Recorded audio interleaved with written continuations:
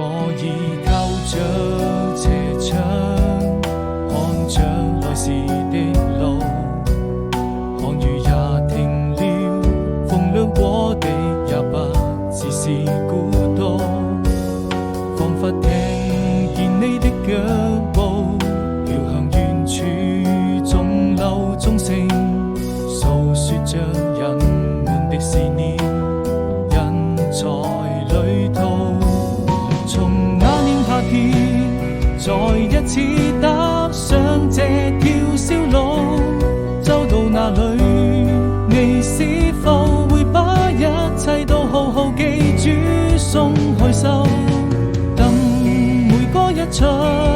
鮮花在你身邊翩翩起舞，那是送給你生命中最真摯的祝福，我們